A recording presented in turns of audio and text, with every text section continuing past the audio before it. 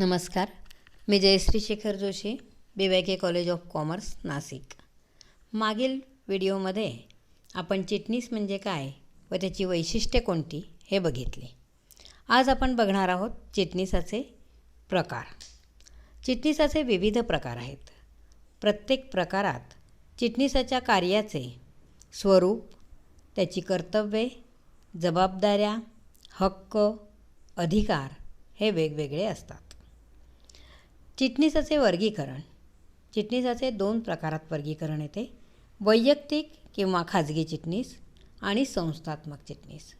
संस्थात्मक चिटणीसामध्ये येतं नफा हेतू नसलेल्या संस्थेचा चिटणीस, सहकारी संस्थेचा चिटणीस, संयुक्त स्कंद प्रमंडळाचा चिटणीस, सरकारी खात्याचा चिटणीस आणि इतर निगम निकाय. प्रथम आपण बघणार आहोत वैयक्तिक किंवा खाजगी चिटणीस. खाजगी किंवा वैयक्तिक चिटणीस हा सर्वात जुना प्रकार आहे. एखादी सतत कार्यरत असणारी व्यक्ती आपली खाजगी व वैयक्तिक स्वरूपाची कामे करण्यासाठी जेव्हा एखाद्या व्यक्तीला नेमते म्हणजे नेमणूक करते, त्या व्यक्तीस खाजगी किंवा व्यक्तिगत चिटणीस असे म्हणतात. इंग्रजीमध्ये त्याला पर्सनल सेक्रेटरी किंवा पर्सनल असिस्टंट असे म्हणतात. कोणत्या व्यक्ती चिटणीसाची नेमणूक करतात तर मोठे उद्योगपती, व्यापारी, सरकारी वरिष्ठ अधिकारी, राजकीय पुढारी, मंत्री, सामाजिक कार्यकर्ते, आमदार, खासदार, मोठमोठ्या कंपन्यांचे व संस्थांचे प्रमुख अधिकारी, डॉक्टर, वकील, कलाकार इत्यादी व्यक्ती चिटणीसाची नेमणूक करतात. यावरील सर्व व्यक्ती आपापल्या व्यवसायात खूपच व्यस्त असतात. त्यामुळे त्यांची वैयक्तिक कामे करण्यासाठी त्या खाजगी चिटणीसाची नेमणूक करतात. आपल्या काही जबाबदाऱ्या त्या चिटणीसावर सोपवून आपल्या स्वतःच्या कामाचा भार हलका करतात. त्यामुळे त्यांचा वेळही वाचतो आणि ते महत्त्वाच्या कामकाजावर लक्ष केंद्रित करू शकतात. खाजगी चिटणीस दैनंदिन व नित्याची कामे करत असताना त्यांच्या व्यावसायिक कामकाजामध्येही आपल्या मालकाला सहाय्य करत असतात. खाजगी चिटणीसाने आपल्या मालकांचा संपूर्ण विश्वास संपादन केलेला असतो. त्यामुळे मालकाविषयीची व संस्थेविषयीची गुप्त माहिती खाजगी चिटणीसाला असते. मग खाजगी चिटणीसाची पात्रता काय? शैक्षणिक पात्रता काय? तर खाजगी चिटणीसाला कायद्याने विहित अशी कोणतीही पात्रता नाही. त्याने कोणत्याही शाखेची पदवी संपादन केलेली असली तरीही चालते. त्याबरोबरच त्याला त्याची सर्व कर्तव्ये कार्यक्षमतेने पार पाडण्यासाठी त्याच्याकडे पुरेसे शिक्षण, भाषाप्रभुत्व, टंकलेखन, संगणकाचे ज्ञान, हिशोबाचे ज्ञान, कायद्याचे ज्ञान, कार्यालयीन कामकाजाची पूर्ण माहिती असणे आवश्यक आहे. लक्षात आलं आहे ना आपण काय काय बघितलं खाजगी चिटणीसाबद्दल? ते याच्यामध्ये तुम्ही PPTकडेही नीट लक्ष द्या. आता आपण बघूया संस्थात्मक चिटणीस. नफा न मिळवणाऱ्या संस्थेचा किंवा नफ्याचा हेतू नसलेल्या संस्थेचा चिटणीस. समाजामध्ये व्यवसायाचा हेतू काय? तर उत्पादन आणि सेवांची विक्री करून नफा मिळविणे, बरोबर? मग नफा न मिळवणाऱ्या संस्था असतात का? प्रश्न पडला असेल ना तुम्हाला. तर समाजातील काही संघटना या समाज कल्याणाच्या दृष्टीने स्थापन झालेल्या असतात. म्हणजेच ज्या संस्थेचे उद्दिष्ट नफा मिळविणे नसून आपल्या जनतेचा आर्थिक, सामाजिक, सांस्कृतिक व धार्मिक विकास साधणे हे असते, त्यांना नफाविरहित संस्था म्हणतात. मग नफा न मिळवणाऱ्या संघटना या समाजाला अशा गोष्टी देतात की ज्याची समाजाला आवश्यकता असते. येतं आहे ना लक्षात? समाजकार्य करणे या प्रेरणेतूनच या संस्था अस्तित्वात येतात. या संस्थांना अव्यावसायिक संघटना असेही म्हणतात. कोणती उदाहरणं देता येतील? तर शिक्षण, कला, क्रीडा, वाचनालये, धर्मार्थ दवाखाने. तुम्ही पण सांगू शकाल ना? कोणती उदाहरणं अजून सांगता येतील? अनाथालये, वृद्धाश्रम इत्यादी. नफा न मिळविणाऱ्या संस्था या समाजसेवक किंवा राजकीय प्रतिनिधी स्थापन करतात. सार्वजनिक विश्वस्त कायद्यानुसार या संस्थांची नोंदणी केली जाते. आंतरराष्ट्रीय स्तरावर कार्य करणाऱ्या अनेक सेवाभावी संघटना आहेत. उदाहरणार्थ लायन्स क्लब, रोटरी क्लब इत्यादी. श्रीमंत लोक, उद्योगपती, व्यापारी या संघटनांना देणगी देतात. संस्थेचे सभासदत्व सर्वांसाठी खुले असते. सभासदांमधूनच स्थानिक व्यवस्थापन समिती निवडली जाते. मग यांना पैसा, वित्त कुठून मिळते? तर सभासद वर्गणी, मिळणाऱ्या देणग्या, सरकारकडून मिळणारे अनुदान ही संस्थेची उत्पन्नाची बाजू असते. संस्था जी सेवा उपलब्ध करून देते त्याबद्दल नाममात्र मोबदला घेतला जातो. स्थानिक व्यवस्थापन समिती एका चिटणीसाची निवड करतात आणि मग तो चिटणीस संस्थेच्या कार्यावर लक्ष ठेवतो. नफाविरहित संस्थेच्या चिटणीसाची पात्रता काय? तर ही पात्रता विहित कायद्यामध्ये दिलेली नाही. तर कुठल्याही प्रकारची पदवी त्याने मिळवलेली असेल तरीही चालेल. त्याचबरोबर तो ज्या प्रकारच्या संस्थेमध्ये काम करत आहे तर त्या संस्थेच्या कार्यावरती याची पात्रता अवलंबून असते. समजा साहित्य क्षेत्रातील संस्था असेल तर साहित्यात पदवीधरे, संशोधके, लेखके, समीक्षके असं असलं तर तसं पाहिजेच, म्हणजे चांगलं आहे. कला क्षेत्रातील संस्था असेल तर विशिष्ट कलेमध्ये प्रावीण्य मिळालेले असले पाहिजे, बरोबर की नाही? क्रीडा क्षेत्रातील संस्था असेल तर विशिष्ट क्रीडा क्षेत्रात नैपुण्य मिळवलेले असले पाहिजे. व्यापारी संघ, वाणिज्य मंडळ असे असेल तर यांचा चिटणीस वाणिज्य व कायदा यात उच्च पदवीधारक असला पाहिजे. शिवाय त्याला व्यावसायिक अनुभव व प्रशिक्षण असले पाहिजे. शिक्षण क्षेत्रातील चिटणीस हा डॉक्टरेट व शिक्षण क्षेत्रात शोधनिबंध लिहिलेला असायला हवा. आणि या व्यतिरिक्त चिटणीसाला राज्यघटना, अर्थशास्त्र, समाजशास्त्र, मानसशास्त्र यांचेही ज्ञान असायलाच हवे, बरोबर की नाही? शिवाय त्याला कामगारविषयक कायदे, समाजकल्याण, औद्योगिक मानसशास्त्र याचेही ज्ञान असायला हवे. येतंय ना लक्षात? जायचं पुढे.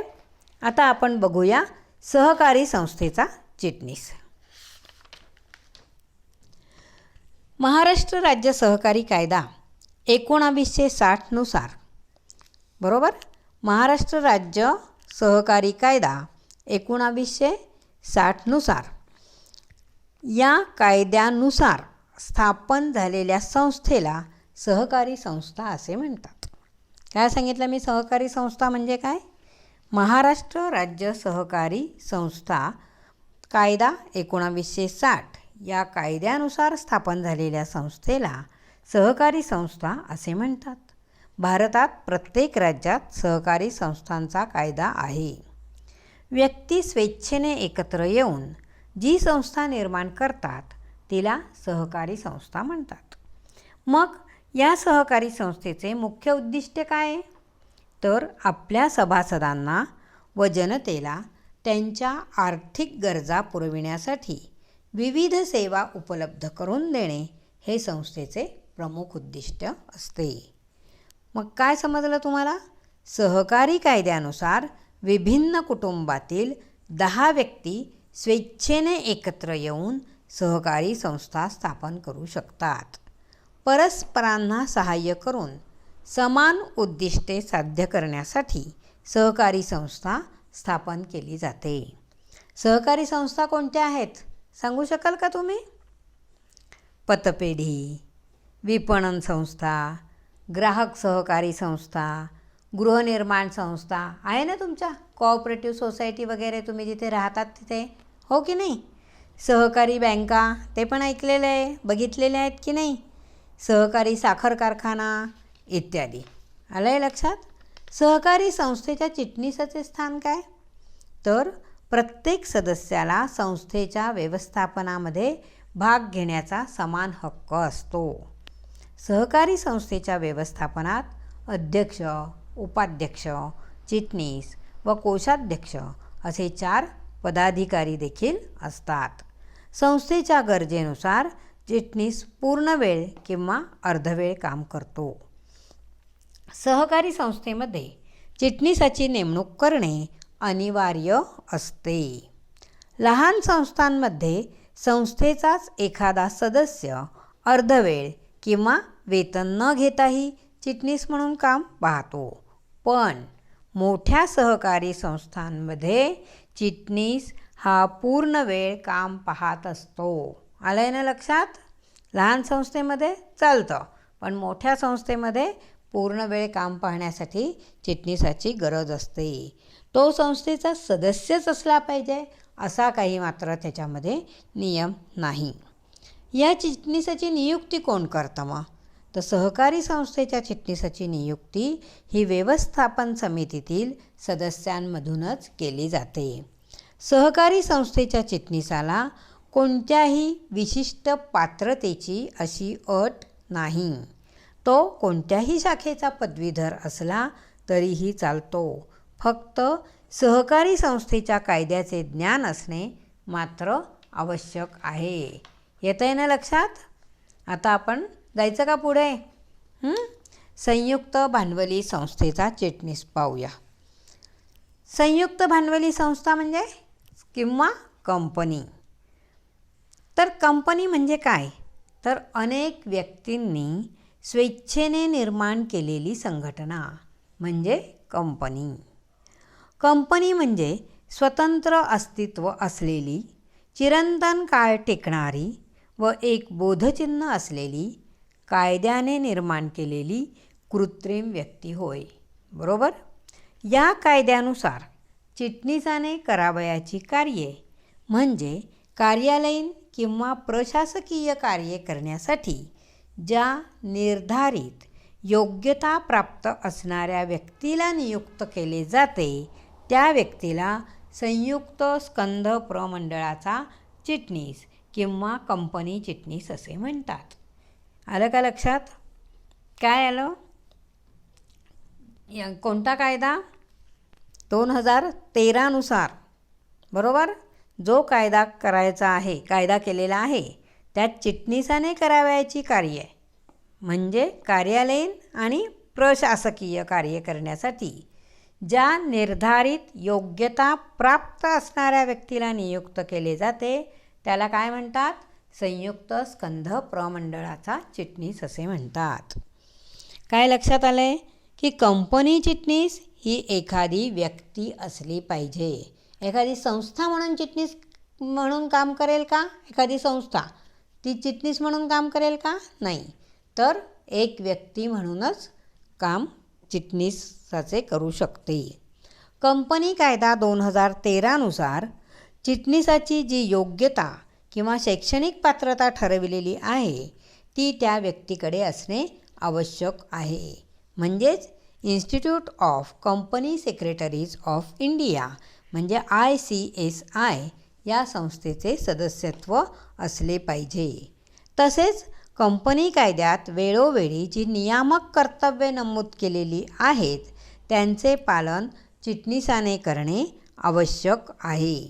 आणि कार्यालयीन व प्रशासकीय अशा स्वरूपांची कर्तव्येसुद्धा चिटणीसाला पार पाडावी लागतात. येतं आहे ना लक्षात? मग चिटणीसाची नियुक्ती कोण करतं? तर ज्यावेळी कंपनी किंवा संयुक्त स्कंध प्रमंडळाची स्थापना होते त्याचवेळी चिटणीसाची नियुक्ती केली जाते. चिटणीसाला संचालक मंडळाच्या नियंत्रणाखाली काम करावे लागते. आता संचालक मंडळ म्हणजे काय? तर हे तुम्हाला पुढील पाठामध्ये येणार आहे, तेव्हा आपण ते डिटेल्समध्ये बघूया. दैनंदिन व कार्यकारी कामे करण्यासाठी चिटणीसाची नियुक्ती केली जाते. कंपनी कायदा 2013 मध्ये मुख्य व्यवस्थापकीय कर्मचारी ही संकल्पना मांडण्यात आलेली आहे.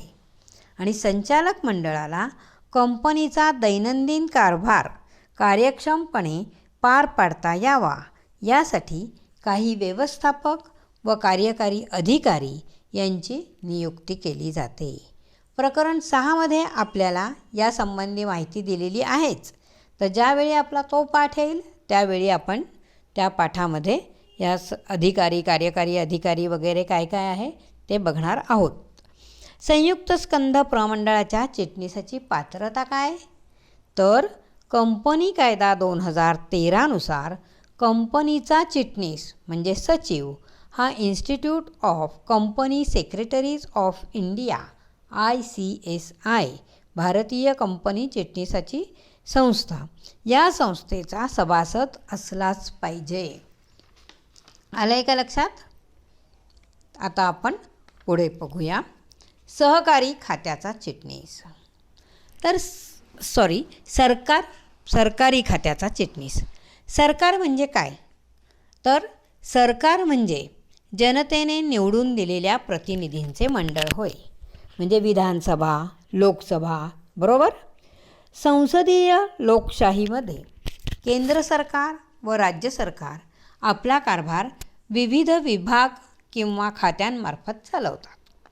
उदाहरणार्थ अर्थ खाते, महसूल खाते, गृह खाते, शिक्षण खाते, संरक्षण खाते, वाणिज्य खाते, समाज कल्याण खाते, ग्रामीण विकास व सहकार खाते, आरोग्य खाते इत्यादी. बरोबर? सध्या कोविडमुळे काय आहे? आरोग्य खात्याला मोठ्या प्रमाणावर काम करावे लागते, हो ना? तर या प्रत्येक खात्यासाठी स्वतंत्र व्यक्ती नेमलेला असतो आणि सर्व निर्णय मंत्रिमंडळाच्या बैठकीत घेतले जातात. त्यांची अंमलबजावणी करण्याचे काम कोण करतं? चिटणीस करतो. मग व्याख्या काय सांगते? तर सरकारी खात्याच्या प्रशासनासाठी नियुक्त केलेल्या सरकारी अधिकाऱ्याला त्या खात्याचा चिटणीस किंवा सचिव म्हणतात. आले लक्षात? मग यांची नियुक्ती कोण करतं? तर भारत सरकार आणि राज्य सरकार म्हणजेच केंद्र सरकार आणि राज्य सरकारद्वारे प्रशासकीय कामकाज चालविण्यासाठी खात्याचा प्रमुख म्हणून चिटणीसाची नियुक्ती केली जाते. उदाहरणार्थ अर्थ खात्याचा चिटणीस, संरक्षण खात्याचा चिटणीस, गृह खात्याचा चिटणीस. बरोबर? मग या चिटणीसाची पात्रता काय?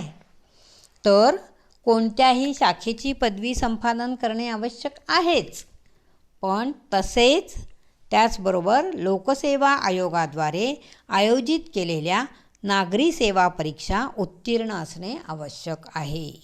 म्हणजेच भारतीय प्रशासकीय सेवेतील IAS अधिकारी चिटणीस सचिव म्हणून त्याची नेमणूक होऊ शकते.